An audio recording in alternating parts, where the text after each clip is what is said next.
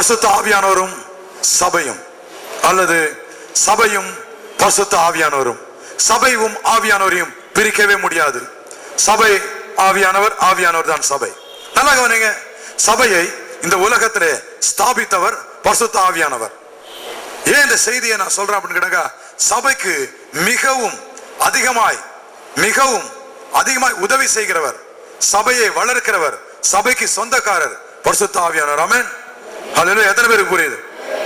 சபைக்கு சொந்தக்காரர் பரிசுத்த ஆவியானவர், சபையை நடத்துகிறவர் பரிசுத்த ஆவியானவர். கவனிங்க, சபையை விட்டு பரிசுத்த ஆவியானவர் பிரிக்கவே முடியாது. பரிசுத்த ஆவியானவர் விட்டு சபையும் பிரிக்க முடியாது. சபையும் பரிசுத்த ஆவியானவரும் ஒன்றாக இணைந்திருக்கிறார்கள். சபையில ஆவியானவர் இருக்கிறார், ஆவியானவர் இருக்கிற இடத்துல சபை இருக்கிறது. அதனால செய்தி, சபையும் ஆவியானவரும், சபையும் ஒரு திருச்சபையிலே ஒரு சபையில அங்கமாக இருக்கிறீர்கள். இந்த சபையிலே, இந்த நம்முடைய சபையில நீங்கள் அங்கமாக இருக்கிறீர்கள். இந்த சபையில நீங்கள் அங்கமாக இருக்கிறபடினாலே, இந்த சபையில நீங்கள் அங்கமாக இருக்கிறபடினாலே பரிசுத்த ஆவியானவருக்கு என்னெல்லாம் செய்வார்? பரிசுத்த ஆவியானவர். அப்ப ஆவியானவர் என்ன செய்வார் அப்படின்றது புரிஞ்சுக்கணும். அது மாத்திரமல்ல, ஆவியானவரை புரிந்து கொள்ள வேண்டும், என்ன செய்வார் என்று புரிந்து கொள்ளணும், அதை பெற்றுக்கொள்ள வேண்டும், ஆசீர்வாதமாக வாழ வேண்டும். ஆமென். ஹல்லேலூயா. அப்ப ஆவியானவர் சபையை விட்டு பிரிக்க முடியாதவர். ஏனென்றால் சபையை இந்த உலகத்திலே முதல் ஸ்தாபித்தவர் பரிசுத்த ஆவியானவர். அப்போஸ்தலர் 2வது அதிகாரத்திலே திருச்சபையை இந்த உலகத்திலே ஸ்தாபித்தவர் பரிசுத்த ஆவியானவர். பரிசுத்த ஆவியானவர் தான் இந்த உலகத்துல சபையை ஸ்தாபித்தார். ஆமென். இதுல இருக்கா சந்தேகம் இருக்கா? அப்போஸ்தலர் 2வது அதிகாரத்திலே பரிசுத்த ஆவியான் வல்லமையா இறங்கி வர, அங்கே கூடியிருந்த ஏறக்குறைய 120 பேர் மீது அவருடைய வல்லமை இறங்க அந்த நாளிலே சபை ஆரம்பிக்கப்பட்டது. அப்போ சபையை ஆரம்பித்தவர் பரிசுத்த ஆவியானவர். அது மாத்திரமல்ல, சபையை பரலோகத்துக்கு கொண்டு போக போகிறவர், இந்த உலகத்திலிருந்து பரலோகத்துக்கு கொண்டு போகிறவரும் பரிசுத்த ஆவியானவர் தான். சபையை ஆரம்பிச்சதும் பரிசுத்த ஆவியானவர் தான், சபையை பரலோகத்துக்கு கொண்டு போக போறோம் பரிசுத்த ஆவியானவர் தான். கவனிங்க, ஆரம்பித்தது ஒரு நாளிலே முடிந்து விட்டது. ஆரம்பம் ஒரு நாள்ல முடிஞ்சிருச்சு. எடுத்துட்டு போறது ஒரு நாள்ல முடிய போகுது.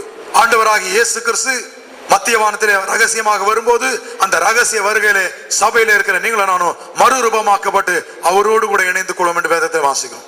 அப்போ சபை எப்பொழுது பரலோகத்துக்கு போகும்? சபை எப்பொழுது எடுத்துக்கொள்ளப்படும்? பரிசுத்த ஆவியானவர் இயேசுவோடு கூட சேர்ந்து கொள்ளும் பொழுது. அப்போ நீங்களும் நானும் ஆண்டவராகிய இயேசு கிறிஸ்து ரகசிய வருகையில மறுரூபமாக்கப்பட்டு ஆவியானவரோடு கூட சபையாக பரலோகத்துக்கு போயிடும். அதுவும் ஒரு நாளிலே நடக்கிற சம்பவம். அதுவும் ஆரம்பம் ஒரு நாளிலே நடந்தது, முடிவு ஒரு நாளிலே நடக்க போகிறது. ஆனால் அந்த ஆரம்பத்திற்கும் முடிவுக்கு நடுவில் ஒரு பெரிய இடைவெளி இருக்கிறது. ஒரு பெரிய இடைவெளி இருக்கிறது. இந்த இடைவெளியிலே பரிசுத்த ஆவியானவர் ஆரம்பித்தார், முடிக்க போகிறார். இடைவெளியிலே, இந்த குறிப்பிட்ட இடைவெளி காலத்திலே அவர் சபையை நடத்துகிறார். ஆமென். சபையை ஆரம்பித்தது பரிசுத்த ஆவியானவர், சபையை முடிக்க போவது பரிசுத்த ஆவியானவர். இதற்கு இடையிலே சபையை நடத்துகிறவர் பரிசுத்த ஆவியானவர். ஆமென். ஹல்லேலூயா. இன்னொரு காரியம் சொல்றேன், இன்னொரு விஷயம் சொல்றேன் கேளுங்க.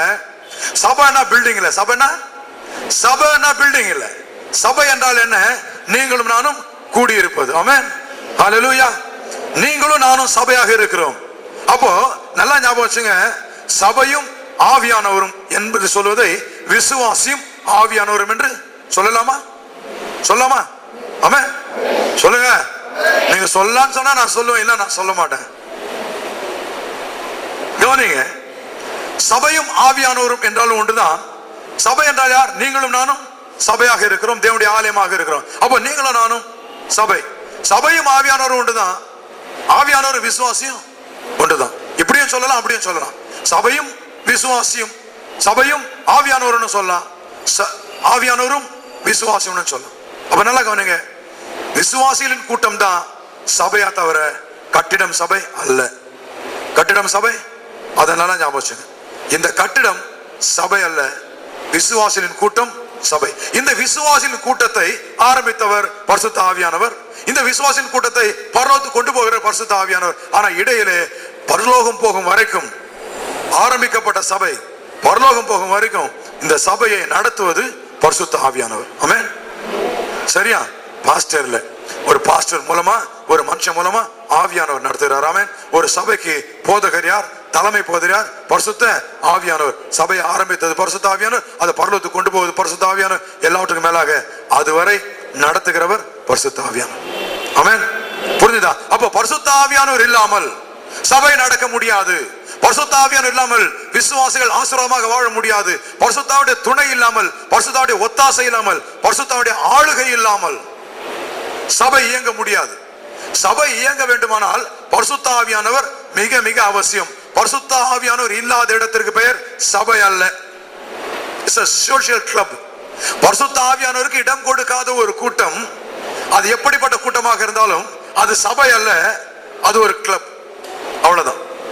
ஆனா சபை என்றால் அங்கே பரிசுத்த ஆவியானவர் இருப்பார். பரிசுத்த ஆவியானவர் இல்லாத இடத்துக்கு பேர் சபை அல்ல. ஆமென். ஹல்லேலூயா. எத்தனை பேருக்கு புரியுது?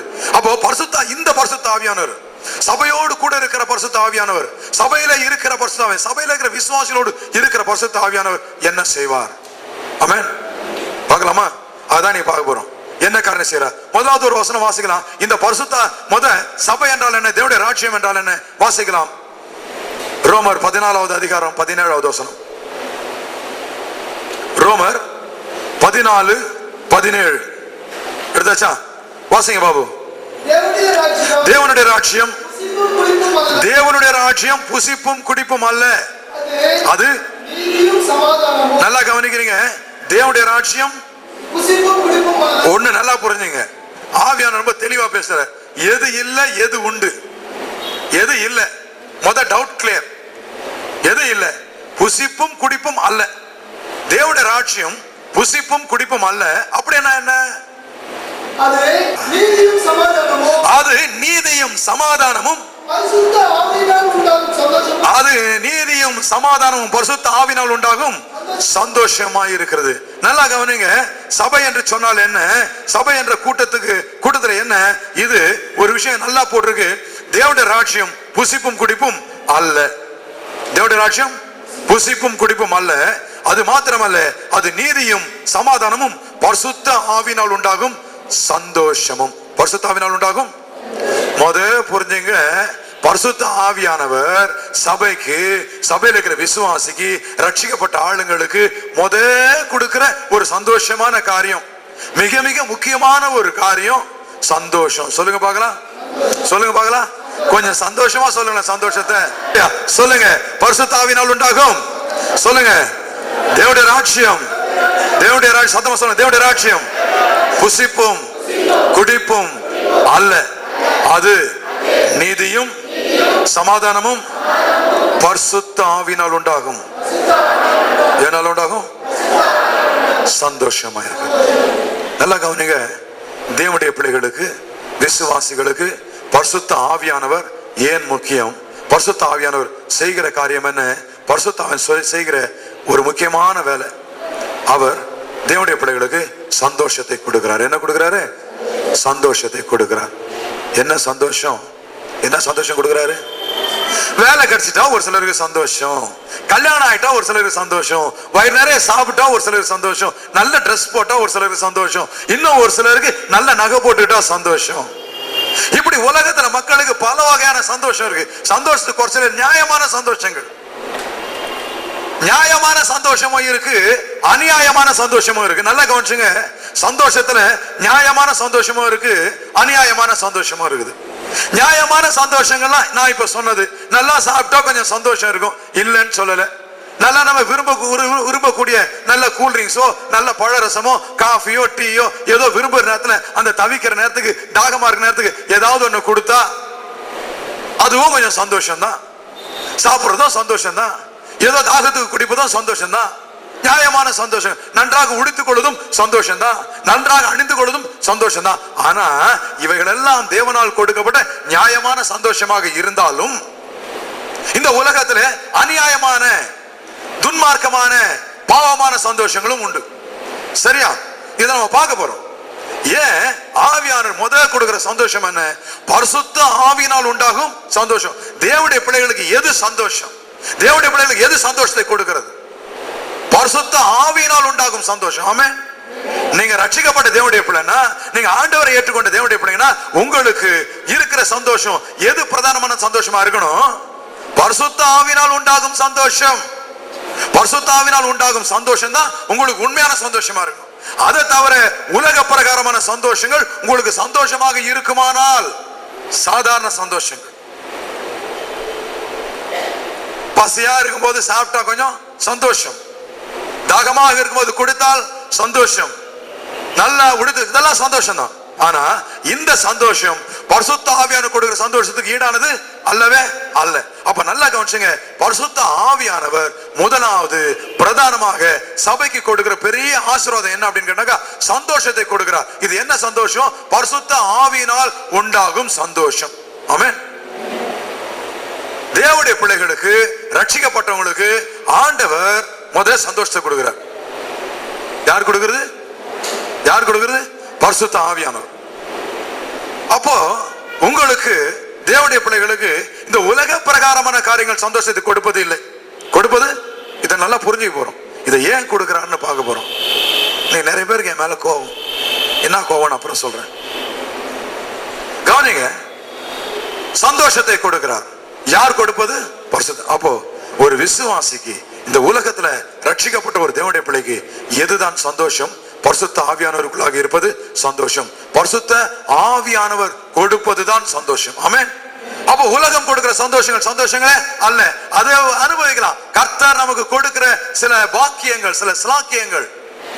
ஒரு சிலருக்கு நல்ல வேலை கிடைச்சா சந்தோஷப்படுறாங்க, கை நிறைய பணம் இருந்தா சந்தோஷப்படுறாங்க. ஒரு சிலருக்கு கல்யாணம் ஆயிட்டா சந்தோஷப்படுறாங்க, குழந்தை பார்த்தா சந்தோஷப்படுறாங்க. இதெல்லாம் நியாயமான சந்தோஷங்கள் தான். ஆனா இவைகளுக்கெல்லாம் மேலான சந்தோஷம், இவங்களெல்லாம் பெரிய சந்தோஷம் பரிசுத்த ஆவியானவர் கொடுக்கிற சந்தோஷம். இந்த சந்தோஷத்தை விசுவாசிகள் அனுபவிக்க வேண்டும். நியாயமான அநியாயமான சந்தோஷம் என்ன இருக்கு அதையும் பார்க்க போறோம். அப்போ உங்களுக்கு சந்தோஷத்தை கொடுப்பவர் பரிசுத்த ஆவியானவர். ஆமென். ஹல்லேலூயா. உங்களுக்கு சந்தோஷத்தை கொடுக்கிறவர் பரிசுத்த ஆவியானவர். எத்தனை பேருக்கு புரியுது? கொடுத்திருக்கிறாரா இல்லையான்னு அப்புறம் டெஸ்ட் பண்ணி பார்க்கலாம். எல்லாரும் லைனா வாங்க, கை வச்சு பார்க்கிறேன். கொடுத்திருக்கிறார். கவனிங்க, இந்த சந்தோஷம் உங்களுக்குள்ளாக கொடுக்கப்பட்டிருக்கிறது. நிச்சயமா உங்களுக்கு நல்லா தெரியும். புசிப்பும் குடிப்பும் அல்ல, பரிசுத்த ஆவியானவர் உண்டாகும் சந்தோஷம். தேவனுடைய பிள்ளைகளுக்கு சந்தோஷம் பரிசுத்த ஆவியானவர் மாத்திரம். இன்னொரு வசனம் வாசிக்கலாமா? சங்கீதம் 46:4 வாசிங்க பார்க்கலாம். சங்கீதம் 46:4. ஒரு நதி உண்டு, அது நீர்க்கால்கள், தேவனுடைய நகரத்தையும் உன்னதமானவர் வாசம் பண்ணும் பரிசுத்த ஸ்தலத்தையும் சந்தோஷிப்பிக்கும். என்ன அர்த்தம்? ஒரு நதி உண்டு, அது நீர்க்கால்கள், தேவனுடைய நகரத்தையும் உன்னதமானவர் வாசம் பண்ணும் பரிசுத்த ஸ்தலத்தையும் சந்தோஷிப்பிக்கும். ஒரு நதி உண்டு. என்ன உண்டு? என்ன உண்டு? இந்த நதி யாரு? வாசிக்கலாமா? யோவான் சுவிசேஷம் 7வது அதிகாரம் 38வது வசனம். 7:38. தேவ வாக்கியம் சொல்லுகிறபடி என்னிடத்தில் விசுவாசமாய் இருக்கிறவனோ அவன் உள்ளத்திலிருந்து ஜீவ தண்ணீருள்ள நதிகள் புறப்படும் என்று சொன்னார். கவனிங்க, ஏன் இதை சொல்றேன்? நீர்கால்னா யாருன்னு பார்க்க போறேன். நீர்கால்கள்னா யாரு? நீர்கால்கள்னா யாரு? பாருங்க, வேத வாக்கியம் சொல்லுகிறபடி என்னிடத்தில் விசுவாசமாய் இருக்கிறவன் எவனோ அவன் உள்ளத்தில் இருந்து ஜீவ தண்ணீருள்ள நதிகள் ஓடும் என்றார். தம்மை விசுவாசிக்கிறவர்கள் அடைய போகிற ஆவியை குறித்து. எதை குறித்து சொன்னாரு? எதை குறித்து? பரிசுத்த ஆவியை பத்தி பேசுறாரு. இயேசு கிறிஸ்து யாரை பத்தி பேசுறாருங்க? பரிசுத்த. புரியுதா? என்ன? மறுபடியும் வாசிங்க அந்த வசனத்தை. வேத வாக்கியம் சொல்லுகிறபடி எல்லாம் எடுத்தாச்சா? எல்லாம் எடுத்தாச்சா? யோவான் சுவிசேஷம் 7:38. வேத வாக்கியம் சொல்லுகிறபடி என்னிடத்தில் விசுவாசமாய் இருக்கிறவன் எவனோ அவன் உள்ளத்தில் இருந்து ஜீவ தண்ணீருள்ள நதிகள். ஜீவ தண்ணீருள்ள, ஜீவ தண்ணீருள்ள நதிகள். இங்க நதிகள் என்று எதை சொல்லி இருக்கிறார்? வாசியுங்கள். தம்மை விசுவாசிக்கிறவர்கள் அடைய போகிற ஆவியை குறித்து. எதை குறித்து? அவரை விசுவாசிக்கிற ஆண்டவராகிய இயேசு கிறிஸ்துவை விசுவாசிக்கிற அவருடைய பிள்ளைகள் அடைய போகிற ஆவியை குறித்து. அது என்ன ஆவி? பரிசுத்த ஆவியானவர். அப்ப பரிசுத்த ஆவியானவர் பத்தி இயேசு கிறிஸ்து பேசும்போது என்ன சொல்லி இருக்கிறாரு? ஜீவ தண்ணீருள்ள நதிகள். என்ன சொல்லி இருக்கிறாரு? பரிசுத்த ஆவியானவர் இன்னொரு பேர் என்ன சொல்லி இருக்கிறாரு? சொல்லுங்க, சொல்லுங்க, சொல்லுங்க. ஜீவ தண்ணீருள்ள பரிசுத்த ஆவியானவர் என்றால் ஜீவ தண்ணீருள்ள நதி என்று அர்த்தம். ஆமென். ஏதாவது சந்தேகம் இருக்கா? இப்ப அப்படியே சங்கீதம் 46:4 வாங்க. ஒரு நதி உண்டு. என்ன உண்டு? ஒரு. அப்ப அந்த நதி யார்? புரியுதா புரியலையா? ஒரு நதி உண்டுன்னு சங்கீதக்காரன் 44 சொன்னது, அந்த நதி எது? பரிசுத்த ஆவியானவர். வாசிங்க. ஒரு நதி உண்டு, அந்த நதி பரிசுத்த ஆவியானவர். பரிசுத்த, அப்ப ஒரு நதி உண்டு, அந்த அது பரிசுத்த ஆவியான. அந்த ஆவியானவர் என்ன பண்றாரு பாருங்க, அது நீர்கால்கள், ஆவியானுடைய நீர்கால்கள். தேவனுடைய, யார் தேவனுடைய நகரம்? யார் தேவனுடைய நகரம்? யார் தேவனுடைய நகரம்? நாம் தான் தேவனுடைய நகரம். தேவனுடைய நகரத்தையும் உன்னதமானவர் வாசம் பண்ணும். யார் வாசம் பண்ணும்? யார் வாசம் பண்ணும்? எங்க வாசம் பண்றாரு? எங்க வாசம் பண்றாரு? ஆமென். அப்ப ஆவியானவருக்கு ஒரு வேலை என்னன்னா, நீர்காலாய் இருக்கிற ஆவியானவர், நதியாய் இருக்கிற ஆவியானவர், நதியின் நீர்காலாய் இருக்கிற ஆவியானுடைய வேலை என்னன்னா, தேவனுடைய நகரமாகிய நம்மை உன்னதமானவர் வாசம் பண்ணும் பரிசுத்த ஸ்தலமாக நம்ம என்ன பண்றாரா? சந்தோஷிப்பிக்கிறார். என்ன பண்றாரு? ஆவியானுடைய வேலை என்னது? சொல்லுங்க பார்க்கலாம். ஆவியானவர் உங்களுக்கு செய்யற வேலை என்னது?